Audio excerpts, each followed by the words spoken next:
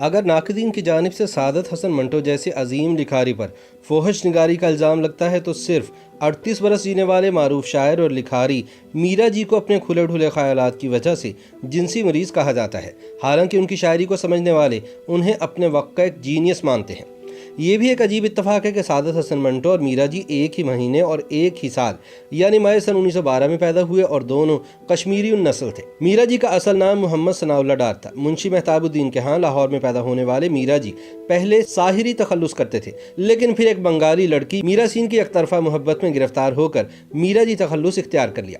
کہا جاتا ہے کہ اس لڑکی کے ساتھ پوری زندگی میں میرا جی کا صرف ایک مکالمہ ہوا جس میں انہوں نے سامنے سے آتی ہوئی میرا سین سے کچھ کہنے کی کوشش کی، لیکن لڑکی سنی انسنی کر کے آگے بڑھ گئی۔ تاہم میرا جی مسلسل اس کی محبت میں مبتلا رہے اور اسی چکر میں اپنا تخلص بھی میرا جی کر لیا۔ میرا جی سے ایسے عجیب و غریب واقعات وابستہ ہیں کہ ان کی ذات عام آدمی کے لیے ایک افسانہ بن کر رہ گئی ہے۔ ان کا حلیہ اور حرکات و سکنات ایسی تھی کہ جیسے انہوں نے سلسلہ ملامتیہ میں بیعت کر لی ہو۔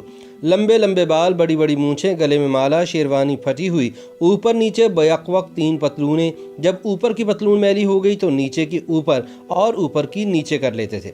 ان کی شیروانی کی دونوں جیبوں میں بہت کچھ ہوتا، کاغذوں اور بیازوں کا پلندہ بغل میں دابے وہ سڑکوں پر پھرتا تھا اور چلتے ہوئے ہمیشہ ناک کی سیدھ میں دیکھتا تھا۔ وہ اپنے گھر، اپنے محلے اور اپنی سوسائٹی کے ماحول کو دیکھ کر کڑتا تھا۔ اس نے عہد کر رکھا تھا کہ وہ اپنے لیے شعر کہے گا۔ صرف 38 سال کی عمر میں 3 نومبر سن 1949 کو مختصر زندگی گزار کے چلے جانے والے میرا جی کی مشہور تصانیف میں مشرق و مغرب کے نغمے، نگار خانہ، خیمے کے آس پاس وغیرہ شامل ہیں۔ تاہم افسوس کے ناقدین کی جانب سے میرا جی کے تخلیقی ٹیلنٹ کو نظر انداز کرتے ہوئے ان پر جنسی کجروی، بے راہ روی اور مریضانہ شخصیت ہونے کے الزامات عائد کیے گئے۔ یوں اصل میرا جی کے نقش و نگار کہیں چھپ کر رہ گئے۔ دوسری جانب شہر کے لوگ تو ظالم تھے ہی، خود میرا جی کو بھی مرنے کا کچھ ایسا شوق تھا کہ وہ خود کو اپنے گرد لپیٹے ہوئے خول کے اندر ہی محفوظ سمجھتے تھے۔ وہ کہتے تھے کہ لوگ مجھ سے میرا جی کو نکالنا چاہتے ہیں مگر میں ایسا نہیں ہونے دوں گا، یہ نکل گیا تو میں کیسے لکھوں گا، یہ کمپلیکس ہی میری تحریریں ہیں۔ اگر کسی نقاد نے میرا جی پر جم کے لکھا تو وہ وزیر آغا تھے، لیکن انہوں نے میرا جی کو قدیم یونان کے کردار کی طرح دھرتی پوجا کی چارپائی پر یوں لٹا دیا کہ اگر پاؤں لمبے پڑ گئے تو انہیں قطع کر دیا، اور اگر چارپائی لمبی ہو گئی تو شاعر کو کھینچ کر لمبا کر دیا۔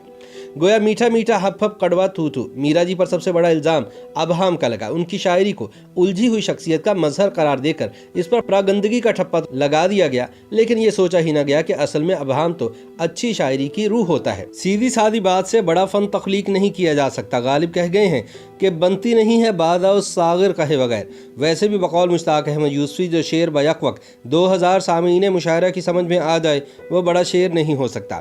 چاہے خاکہ نگار کچھ بھی کہیں، شواہد بتاتے ہیں کہ میرا جی بے حد سلجھی ہوئی اور منظم شخصیت کے مالک تھے۔ اس کا سب سے بڑا ثبوت یہ ہے کہ وہ 38 برس کی عمر میں ایک نسل کے برابر کام چھوڑ کر گئے۔ جدید اردو نظم میں میرا جی کا اپنا ایک منفرد مقام ہے۔ بقول سعادت حسن منٹو بحیثیت شاعر میرا جی کی حیثیت وہی ہے جو گلے سڑے پتوں کی ہوتی ہے، جسے کھاد کے طور پر استعمال کیا جا سکتا ہے۔ میں سمجھتا ہوں کہ اس کا کام بہت عمدہ کھاد ہے جس کی افادیت ایک نہ ایک دن ضرور ظاہر ہو کر رہے گی۔ نقادوں کا کہنا ہے کہ میرا جی کا نام اردو میں آزاد نظم اور علامتی شاعری کو رائج کرنے اور اسے فروغ دینے والوں میں سر فہرست ہے۔ نون میم راشد کا کہنا تھا کہ میرا جی محض شاعر نہیں بلکہ ایک فینومینا ہے۔ میرا جی نے ہندوستان کی دیگر زبانوں کے ساتھ ساتھ مغربی ادبی رجحانات، جدید نفسیات اور ہندو دیومالا کی روح کو اپنے اندر جذب کر کے اسے ہندوستانی زبان کا جامہ پہنایا۔ قدرت کا کرشمہ دیکھیے کہ اس نے شاعری کا یہ گلاب گوہر کے ڈھیر پر کھلایا۔ میرا جی کی ظاہری شخصیت حد درجہ غلیظ اور قریح تھی۔ میلے کچیلے کپڑے، ہر موسم میں جاڑوں کا لباس، لمبی زلفیں، گندے ناخن، گلے میں گز بھر کی مالا، ہاتھ میں لوہے کے 3 گولے جن پر سگریٹ کی پٹی مڑی ہوتی، دن رات نشے میں دھت کوٹھوں پر جانا اور شائستہ محفلوں میں جوتوں سمیت اکڑوں کرسی پر بیٹھنا، سالن میں زردہ یا کھیر ملا کر کھانا، مشاعرے میں سامعین کی طرف پیٹ کر کے نظم سنانا، دھاڑے مار مار کر رونا، ان حرکات نے میرا جی کی شخصیت کو افسانہ بنا دیا۔ ایسی شخصیت جو ان کی شاعری کے مطالعے میں آڑے آتی ہے اور اکثر ان کے قاری اور ان کی شاعری کے درمیان آڑ بن کر کھڑی ہو جاتی ہے۔ کچھ برس ریڈیو پاکستان لاہور میں نوکری کرنے کے بعد سن 1945 میں میرا جی کی شامت نے انہیں گھیرا اور فلموں میں قسمت آزمانے بمبئی پہنچ گئے۔ بمبئی پہنچ کر میرا جی کے 14 طبق روشن ہو گئے۔ 3 مہینے تک کوئی کام نہ ملا۔ وہ کبھی اس کے پاس کبھی اس کے پاس بن بلائے مہمان کی طرح وقت گزارتے رہے۔ پھر پونا چلے گئے جہاں اختر الایمان تھے جنہوں نے میرا جی کو محبت سے اپنے پاس رکھا۔ پونا میں بھی ان کی ملازمت کا کوئی بندوبست نہ ہو سکا۔ مجبوراً وہ 16 اکتوبر 1947 کو بمبئی واپس آ گئے۔ کچھ دنوں بعد اختر الایمان फिर बम्बई आ गए तो इन्होंने रसाला ख्याल निकाला और इदारत मीरा जी को सौंप दी। इसके लिए वो मीरा जी को 100 रुपये माहवार देते थे। अब तक कसरत शराब नोशी और खाने पीने में बेकायदगी की वजह से इनकी सेहत बहुत ख़राब हो चुकी थी। इनको असहाल की शिकायत थी, लेकिन ना परहेज़ करते थे और ना इलाज। जब हालात दिगरगूं होते देखे तो अख्तरुल ईमान इनको अपने घर ले गए, लेकिन वहाँ भी वो परहेज़ नहीं करते थे। हालत ज़्यादा बिगड़ी तो सरकारी अस्पताल में दाखिल करा दिया गया, जहाँ वो कैंटीन वालों से भी खाना मांगकर बदपरहेज़ी करते थे। इनकी दिमागी हालत भी ठीक नहीं रही थी। मीरा जी के आखिरी अय्याम इंतहाई अजियतनाक थे। इनके सारे बाल सफ़ेद हो गए थे, हाथों पैरों और पेट पर वम था, इनका खून बनना बंद हो गया था। यूं 3 नवंबर 1949 को इनका इंतकाल हो गया। जनाजे में सिर्फ 5 आदमी शरीक हुए, जिनमें अख्तरुल ईमान, महेंद्र नाथ, मधुसूदन, नजम नकवी और आनंद भूषण शामिल थे। इनकी तदफीन मैरी लाइन कब्रिस्तान में हुई। तमाम तर कोशिशों के बावजूद बम्बई के किसी अखबार ने इनकी मौत पर एक लाइन की खबर भी शाया नहीं की। मीरा जी की कदर भी ज़माने ने इनके दुनिया से चले जाने के बाद की।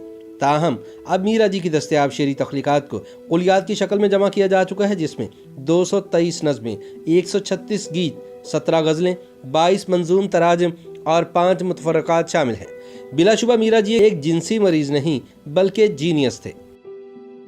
YouTube पर गूगली न्यूज देखने के लिए youtube.com की सर्च बार में गूगली न्यूज टीवी टाइप करें। गूगली न्यूज के पेज पर सुर्ख रंग के सब्सक्रिप्शन वाले बटन पर क्लिक करना ना भूलिए। YouTube पेज पर अपलोड होने वाली वीडियोस से बाखबर रहने के लिए बेल आइकन पर क्लिक कीजिए। आपको हर नई वीडियो के बारे में नोटिफिकेशन मौसूल हो जाएगा।